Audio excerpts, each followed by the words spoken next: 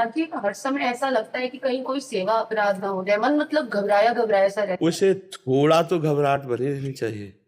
अगर थोड़ा डर बना रहेगा तो हमसे गलती नहीं होगी। कि जैसे हम किसी संत के पास गए तो वैष्णव अपराध न बन जाए, संभल के बोले संभल की चेष्टा करें।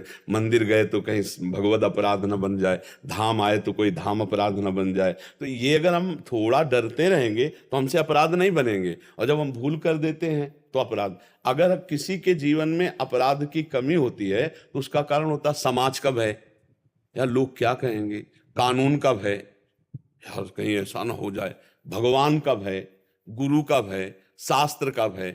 ये भय जिसके जीवन में है तो वो निष्पाप हो सकता है। अगर ये भय नहीं है तो फिर वो दुष्ट स्वभाव में परिवर्तित हो सकता है। अब जिसे कानून का भय नहीं, समाज का भय नहीं, भगवान का भय नहीं, तो पापाचरण तो कर ही आएगा वो फिर। और जिसको ये है कि यार भगवान कोई देखे ना देखे, भगवान तो देख रहे। एक गुरु के पास मंत्र लेने के लिए दो लोग गए, तो उन्होंने कहा कि भाई तुम्हारी निष्ठा क्या है, इस बात की हम परीक्षा लेंगे।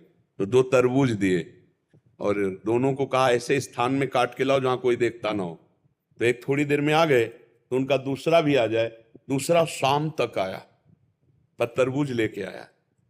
तो एक से पूछा कि तरबूज तुम काट कर बहुत जल्दी आ गए थे। तो कहा महाराज जी हम ऐसी एकांत जगह में गए जहां कोई नहीं था, किसी ने नहीं देखा, हम काट कर ले आए।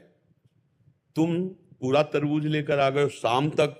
बोले महाराज जी मैं जहां भी गया तो वहां जब सोचता कि एकांत है तो लगता भगवान तो देख ही रहे ना, तो मुझे ऐसा कोई स्थान नहीं मिला जहां भगवान ना देख रहे हो। आपने कहा तो कोई ना देखता हो, इसलिए मैं नहीं काट पाया। तो जो काट के लाए थे उनसे कहा तरबूज खाओ और निकल जाओ, और जो नहीं काटे थे उनसे कहा तुमको दीक्षा देता हूं। जो सर्वत्र भगवान को कि भगवान देख रहे, तो जिसे भगवान का भय है या शास्त्र का भय है या कानून का भय है, तभी वो अपराध से बचता है। तो हमारे अंदर अगर थोड़ी घबराहट ये बनी रहे, कहीं कोई पाप न बन जाए, कहीं कोई गलती, तो हमें लगता है ये अच्छा है, ये बुरा नहीं है। पर इतनी घबराहट ना हो जाए कि हमें भजन से विमुख कर दे, संत से विमुख कर दे, धाम से विमुख कर दे, इतनी नहीं होनी, पर थोड़ा होना आवश्यक है। ये घबराहट आपको उत्तम अवस्था में प्रदान करेगी। ये घबराहट आपको पाप नहीं होने देगी, अपराध नहीं होने देगी, और जो भय नहीं धारण करते उनसे फिर पाप बन जाता है।